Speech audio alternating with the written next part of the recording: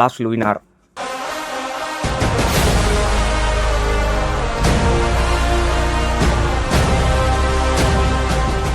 Hello bladers, எல்லோரும் எப்படி இருக்கீங்க? நான் உங்கள் ஃபேண்டசி பிளேடர். ஸோ இன்றைக்கி நம்ம ஒரு பேவை அன்பாக்ஸ் பண்ண போகிறோம். அதான் லாஸ்ட் லூயினார். இதாங்க இந்த பே இதான், இதுக்குள்ளே தான் லாஸ்ட் லூயினார் இருக்குது. ஆல்ரெடி இதை நான் பிரிச்சிட்டேன். அது என்னென்னா வந்த ஆர்வத்தில் ஒரு ஒரு ஆர்வத்தை பிரிச்சிட்டேன். சரி வாங்க.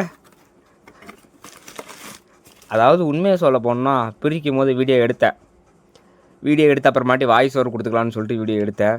ஆனால் என்ன கர்மமோ தெரில, ரெக்கார்ட் ஆகல கைஸ்.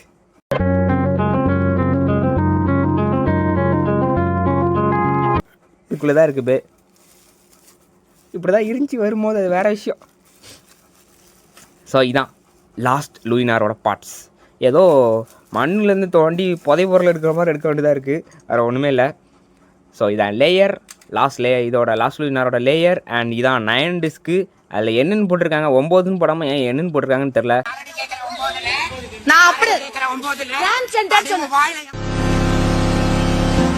மேபி மான பிரச்சனை போல். அதுக்கப்புறம் இதான் லாஸ்ட் டிரைவர். அண்ட் இதில் வந்து இது பிளேட் எக்ஸுக்கு கொடுக்குற மாதிரி சைடில் நான் ஃபோக்கஸ் ஆகலை. ஏன் ஃபோக்கஸ் ஆக மாட்டேங்கிறீங்க? இந்த பார்த்தீங்களா? ஸோ சைடில் வந்துட்டு என்னடா விரல் ஃபோக்கஸ் ஆகுது. ஏ பிரபு, அரே ராம், हे प्रभु हे हरि राम कृष्ण जगन्नाथ प्रेमानंद. ஸோ இந்த இடத்துல வந்துட்டு இந்த எக்ஸு கொடுக்குற மாதிரி டக்கன்னு இதெல்லாம் கொடுத்து வச்சுருக்காங்க. அண்ட் வந்துட்டு இது ஒரு கிளிட்டரி ஃபினிஷில் கொடுத்துருக்காங்க. டிரைவரை வந்துட்டு கிளிட்டரி ஃபினிஷில் கொடுத்துருக்காங்க. யாரும் இது வந்துட்டு மின்ட்லாம் நினைக்க வேணாம், இது யூஸ்டு தான். ஸோ செகண்ட் ஹேண்ட் தான். டிரைவர் கொஞ்சம் அப்படி இப்படின்னு தான் லைட்டாக இருக்குது. லேயர் வந்துட்டு பரவாயில்ல. ஆனால் பட் இதில் ஒரு பக்கம் தான் ஸ்டிக்கர் இருக்குது, இன்னொரு பக்கம் ஸ்டிக்கர் கொடுக்கல, என்னன்னு தெரில. ஸோ இது வந்துட்டு புள்ளிங்க மாதிரி இருக்குது பார்க்கறதுக்கு. இந்த சட்டையை வந்துட்டு ஒரு பக்கம் மடிச்சு விட்ருப்பாங்க, ஒரு பக்கம் வந்துட்டு கையை மேலே வரைக்கும் மடிச்சு விட்ருப்பாங்க, இன்னொரு பக்கம் வந்துட்டு அப்படியே ஃபுல் கையாக போட்டிருப்பாங்க தெரியுமா? அது கணக்காக வந்துட்டு புள்ளிங்க மாதிரி இந்த பக்கம் ஸ்டிக்கர் இருக்குது, இந்த பக்கம் ஸ்டிக்கர் இல்லை. ஸோ நட்டுமே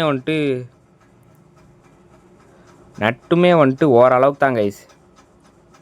எல்லாமே ஒரு லிமிட்டு தான். அந்த மாதிரி நட்டுலாம் வந்துட்டு லைட்டாக ஒரு மாதிரி ரஸ்டாகி போய் தான், நட்டு ஒரு மாதிரி ரஸ்டாகி போய் இருக்குது. டிஸ்கெல்லாம் வந்துட்டு அப்படி, டிஸ்கும் கிட்டத்தட்ட அப்படி தான். பின்னாடி வந்துட்டு இங்கெல்லாம் பெயிண்டிங் கொஞ்சம் போயிருக்கு. ஏன்னா வந்து எனக்கு இது கிடச்ச ப்ரைஸ் அப்படி. எவ்வளோ ப்ரைஸு நீங்கள் நினைக்கிறீங்க? எனக்கு வந்துட்டு இது கம்மியான ப்ரைஸ் தான் கிடச்சிது. ஸோ நல்லா பார்த்துக்கோங்க. இது வந்துட்டு ஒரு 4 ஸ்டார் டிஸ்க்கு. பத்தாவதுக்கு வந்துட்டு பெயிண்டிங்லாம் நல்லாவே போயிருக்கு. ஸோ உங்களுக்கு தெரியுதா, பெயிண்டிங்லாம் வந்துட்டு நல்லாவே போயிருக்கு. நீங்கள் எவ்வளோ நினைக்கிறீங்க? முதல்ல வந்துட்டு கீழே கமெண்ட் பண்ணுங்கள் எவ்வளோன்னு, அதுக்கப்புறம் நான் சொல்கிறேன். அப்படி ஸ்டாப் பண்ணிட்டு போய் கமெண்ட் பண்ணுங்கள். இது எவ்வளோ தருமா இப்போ நான் சொல்கிறேன். இது எவ்வளோ வாங்கினேன்னு நினைக்கிங்க? 300 ருபீஸ்க்கு வாங்கினேன். கிடைக்காது தான். உங்கள் மனசில் நினைக்கிறது எனக்கு புரியுது. எப்படி ப்ரோ 300 ரூபாய்க்கு எங்கே ப்ரோ கிடைக்கும்? எங்கேருந்து வாங்கினேன்? வேறு எங்கேருந்து வடக்கு செல்லட்டு இருந்தா சாமிநாதா வாயிலே என்னடா பாக்கு? அரே டேட், நீ போட்ட டிக்கெட்டுக்கு மேலே வர முடியாது, பாக்கு போட்டா தான் மேலே வர முடியும். ஆஃபர் போட்டேன். இது ஏதோ போயிட்டு கூப்பன் கோடு கொடுக்குற மாதிரி வந்துட்டு ஆஃபர் போட்டு கேட்டேன். நான் வாங்கும்போது வந்துட்டு இதுக்கு முன்னாடி இங்கே பார்த்த ஒரு 4-5 பேஸ் இது கூட சேர்த்து ஆர்டர் போட்டேன். போடும்போது ப்ரோ ஆஃபர் ஒரு தாட்டி இல்லை, அவர் வில் ட்ரை பெஸ்ட்டு அப்படின்னு சொல்லிட்டு அனுப்புகிறாரு. நான் திரும்ப offer bro try best offer. கிட்டத்தட்ட ஒரு வாரமாக ஆஃபர் அப்படின்னு சொல்லிட்டு போட்டு தாக்குன்னு தாக்கிட்டேன். அவரே கடைசியில் டென்ஷன் ஆகிட்டார். போய்த்தலை சனியே அப்படின்னு சொல்லிட்டு அவர் ஒரு ஆஃபரை போட்டார். அப்போது வந்துட்டு ஆஃபர்லாம் அப்ளிகபிள் ஆனதுக்கப்புறம் இது ஒரு 300 ருபீஸ் வந்துச்சு என் கேல்குலேஷன் படி. இல்லை பார்த்தா கோடு எங்கே இருக்குது? என்னடா கோடை காணோம். இருக்குது, இந்த தெரியுது கைஸ். அண்ட் இருங்க, இதில் தெரியுமா? அதில் தெரியுது. இங்கே பார்த்தீங்களா சின்னதாக எலிப்புழுக்க மாதிரி ஒன்று தெரியுதா?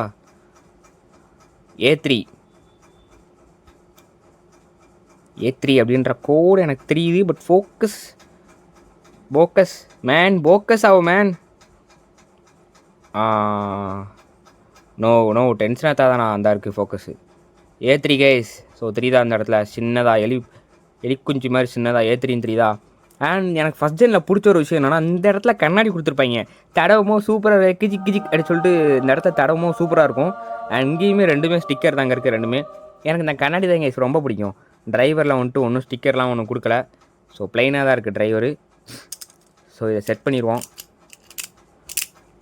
அவ்வளோதான். ஏன்னா வந்து அண்ட் சொல்ல மறந்துட்டேன் பார்த்தீங்களா, ஃபஸ்ட் ஜென்லேயே இதில் ஒரு யூனிக்கான ஒரு பேனா இது மட்டும்தான் ஃபஸ்ட் டென்லேயே. அதாவது ஃபஸ்ட் டென்லேயே லெஃப்ட் ரொட்டேஷனில் இருக்க ஒரே ஒரு பேனா அது லாஸ் லூயினார் மட்டும்தான். வேறு எந்த பேவும் ஃபஸ்ட் டென்னில் லெஃப்ட் ரொட்டேஷனில் வேறு எவனுமே கிடையாது. இவன் ஒருத்த மட்டும்தான்.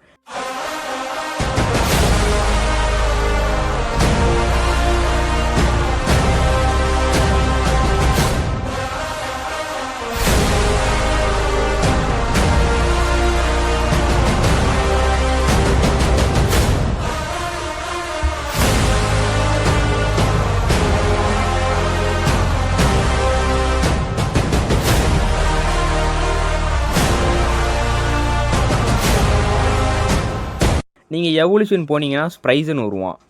அதாவது ஸ்டாம் ஸ்ப்ரைசன் ரெக்யூம் 2 பேருமே லெஃப்ட் சைடில் சுற்றுவாங்க. அதையும் தாண்டி போனால் நம்ம ட்ரெயின் ஃபேஃப்னே லெஃப்ட்டில் சுற்றுவான். அதையும் தாண்டி போனால் நைட்மேர் லூயினார் லெஃப்ட்டில் சுற்றுவான். அதை தவிர அங்கே 3 பேர், 4வது ஒருத்தன் இருப்பான்.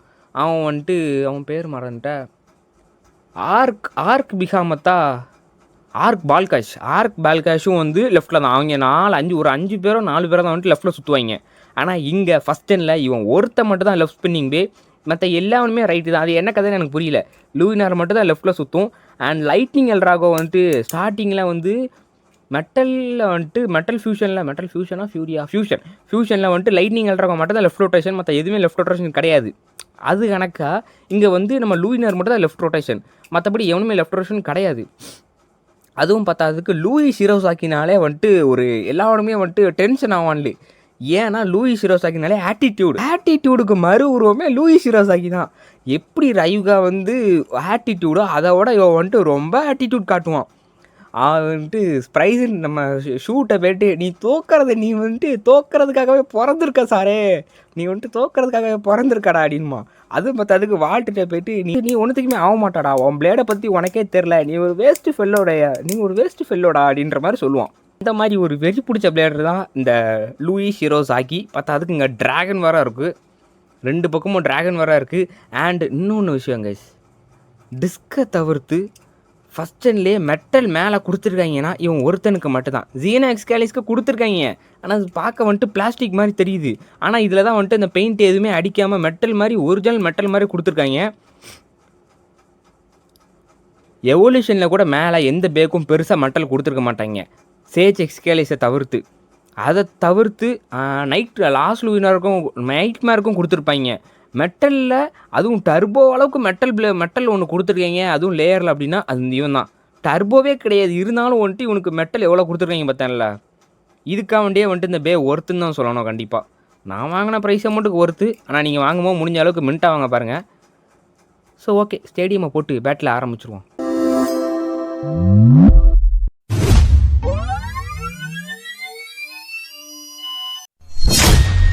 ஸோ ஸ்டேடியம் எடுத்தாச்சு. இவன் வந்துட்டு ஒரு லெஃப்ட் ரொட்டேஷன் பே, அதனால் நம்ம ஸ்பார்க்கிங் எடுத்திருக்கோம். என்னடா ஆரம்பமே அமோகமாக இருக்குது. லூயினார் கைஸ், லூயினார் இங்கேருந்து எங்கேயோ போயிட்டுருக்கான். இருங்க ஓகே.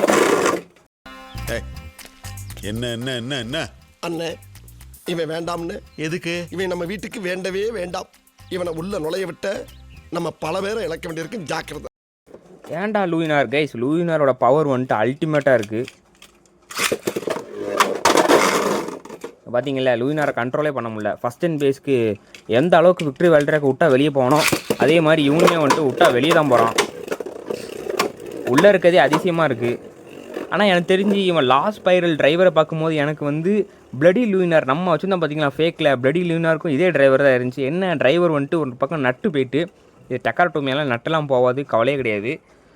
ஒருவேளை வந்துட்டு ஸ்டாமினா நல்லா நிற்கி, ஏன்னா வந்துட்டு பிளடி லூயினாருக்கே நல்லா ஸ்டாமினா நிற்கும். அதை வச்சு பார்க்குறப்போ நல்லா நிற்கி. அண்ட் இந்த மெட்டல் பார்த்தீங்களா, ஸோ சுற்றும் போது கூட இந்த சில்வர் கலர் இந்த மெட்டல் நல்லாவே தெரியுது எனக்கு. உண்மையிலேயே எனக்கு வந்துட்டு லாஸ்ட் லூயினார்னா கொஞ்சம் பிடிக்கும். இது எபிசோடில், அதாவது அனிமேல போய் பார்த்தோம்னா போடா லூயி உனக்கு இருக்குடா சாலா அப்படின்ற மாதிரி இருக்கும். ஆனால் வந்துட்டு அதுவே பிளேப்ளேடுன்னு வர்றப்போ வந்துட்டு எனக்கு லூயினாரும் ஒரு பக்கம் ஃபேவரெட்டு தான். ஸோ ஃபஸ்ட் டென்னில் வந்துட்டு நிறைய கலெக்ட் பண்ணிகிட்ருக்கேன். எவல்யூஷனை விட ஃபஸ்ட் டென்னில் தான் இப்போ என்கிட்ட நிறைய பேஸ் வந்துக்கிட்டு இருக்குன்னு நினைக்கிறேன். எவல்யூஷனை விட என்கிட்ட இப்போ ஃபஸ்ட் டென் தான் அதிகமாக இருக்குது. ஸோ ஃபஸ்ட் டெனுக்கு தனியாக ஒரு பேட்டில், அதான் வந்துட்டு ஃபஸ்ட் டென் பேட்டிலாம் நிறைய போட்டுட்ருக்காங்க கைஸ். அடுத்தடுத்து ஃபஸ்ட் டென் பேட்டில் தான் இந்த மாதிரி நிறைய பார்ப்பீங்க இந்த மாதம். பேஸ் வருமானு தெரியாது, ஆனால் பேட்டில் பார்ப்பீங்க கண்டிப்பாக. ஸோ இதோட வந்துட்டு ஒரு டெஸ்ட் பேட்டில் பண்ணிடுவோம். நான் போகிறேன் பார்த்துரு. சும்மா பீஸ்ட் பிகாம தான் இவனுக்கு கரெக்டாக இருப்பான். முதல்ல வந்துட்டு லூயினாரே விட்டுருவோம். ஏன்னா வந்துட்டு லூயினார் கொஞ்சம் பீஸ்ட்டோட கொஞ்சம் ஸ்டாமினா அதிகம். நல்லா வந்துடுச்சு. நான் பார்த்தீங்களா வெளியே போயிட்டாங்க. லூயினார் சிங்கிள் அட்டாக் தான் கொடுத்தான். அதுக்கப்புறம் மொமெண்டம் மாறி போய் வெளியே போயிட்டான். 2 பேர் வந்துட்டு இதில் நேருக்கு நேராக மோதிப்பாங்க. ஏன்னா இவன் லெஃப்ட்டுன்றதுனால. நான் லூயினார் உன்னை பற்றி இப்போ தானே பெருமையாக பேசினே இருக்கேன். ஆனால் இந்த லூயினாரில் ரெட் கலர் கண்ணு கொடுத்துருக்காங்க. ஸ்டிக்கரில் கேஸ் உள்ளே தான் இருக்குது. அது வந்துட்டு ஸ்டிக்கர் கிடையாது நீங்கள் நினைக்கிற மாதிரி. உள்ளே வந்துட்டு ஒரு பிளாஸ்டிக் மாதிரி ஒன்று வச்சு திணிச்சிருக்காங்க. ஸோ அதனால் வந்துட்டு அது உறிஞ்சி வராது.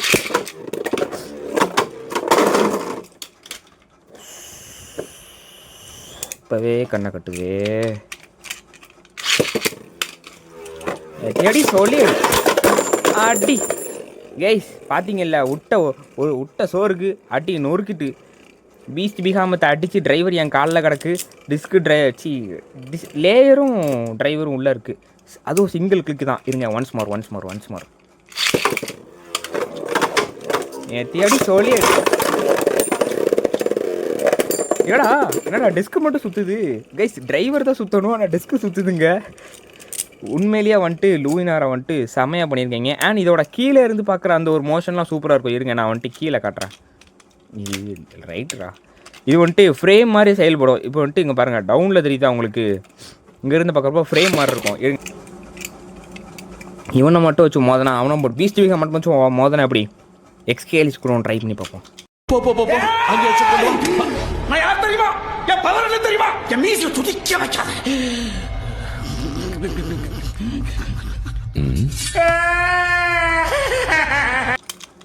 எக்ஸ்கேலிஸ் அவுட்டுவோம். லூயினார் அடி. ஆப்போசிட் சைடில் வந்து ஒரே அடி. கைஸ் லூயினார் நொறுக்குது. இவங்க 2 பேரும் பிக் 4ல் ஒருத்தங்க. இந்த சண்டையெல்லாம் தனியாக தான் போடணும். இருந்தாலும் பரவாயில்ல, அன்பாக்சிங்கில் போட்டுட்ருக்கேன். 0 கிளிக்ஸு விட்டா பெஸ்ட்டு.